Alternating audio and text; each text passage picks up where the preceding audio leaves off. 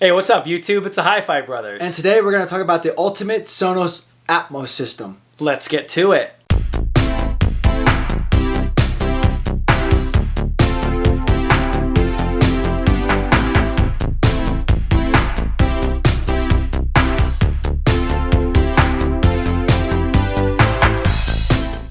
Well, welcome to today's episode, everybody. Absolutely. So, Armando, last video we covered your Sonos Arc system.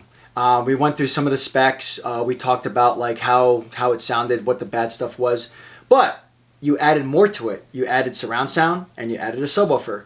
Yeah, that's right, Ralph. We did our last video was on the Sonos Arc. For those of you that did not watch that video, I would highly recommend doing that first before you watch this one. So We'll put the link above the or the clip right above our head right now. You know, my whole experience with getting the Sonos Arc has been very positive so far. And after a while, I wanted to complete the surround sound system. So I knew that I was kind of going down a little bit of rabbit hole when I bought it, because once I had one awesome system, I wanted more and I wanted more. So I bought the subwoofer, which I've been dying to get for a long time. And for somebody who's had Sonos products, it's kind of embarrassing that I haven't had the subwoofer yet. So I finally got it. It's actually a Gen 2 model. So it's not the newest one, which is Gen 3. But from my research, the only difference between a Gen 2 and a Gen 3 is the internal components to allow for faster connectivity. And that's true about all their generation subwoofers. So for some of you that are getting the Gen 1 and may want to upgrade, I would just hold off right now because there's really no benefit right now unless you're having connectivity problems. I also have an old pair of the Play 1s, which are the older version or generation of the Sonos ones that are out. You know, outside of the fact that the soft touch controls and the newer mechanics inside, I was totally happy with the older version. So, you know, right now what's nice is you can still get older products and pair them with the newer products in the Sonos ecosystem, and they'll work fine. So as long as you don't get the legacy system, which, you know what, I think we did a video on that, so I'll put the link right above our heads for that one as well. So a lot of info here. All right, bro. Well, now that you have a true 5.1.2 system, why don't you give us your experience about it? I can't stress enough how much more blown away I've been with the Sonos Arc.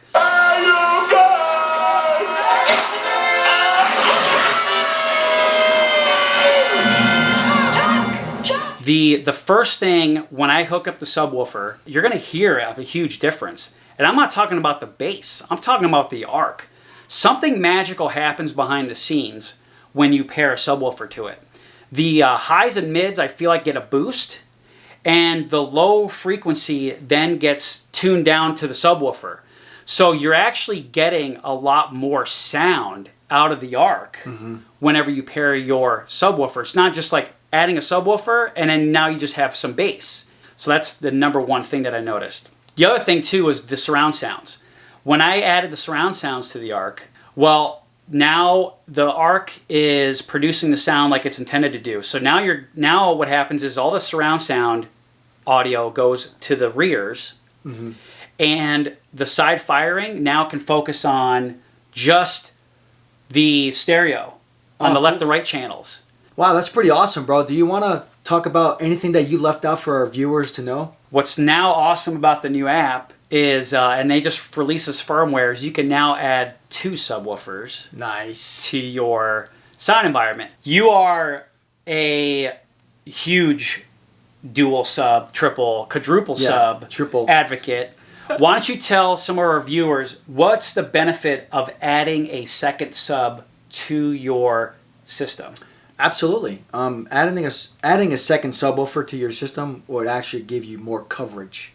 It also balances out a lot of that muddiness that you were experiencing.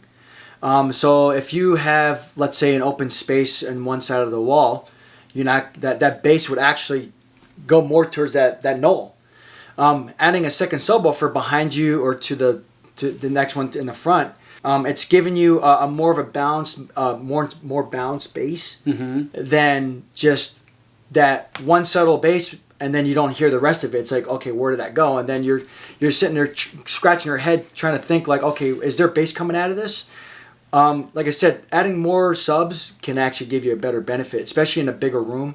Small rooms, I wouldn't recommend having 2 subwoofers, but like medium size to large, multiple subs is always the way to go.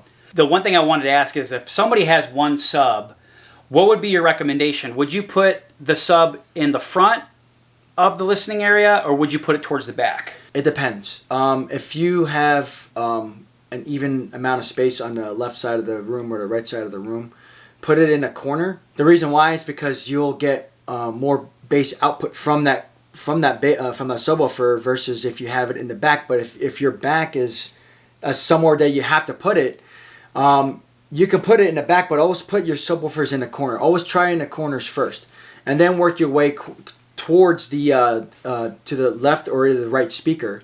That will actually give you more of a cleaner and natural bass instead of just like that muddiness that you'll hear. You know what, Ralph? I think that concludes our video. Absolutely. So make sure you like and subscribe and hit that notification button. And as always, keep it hi-fi.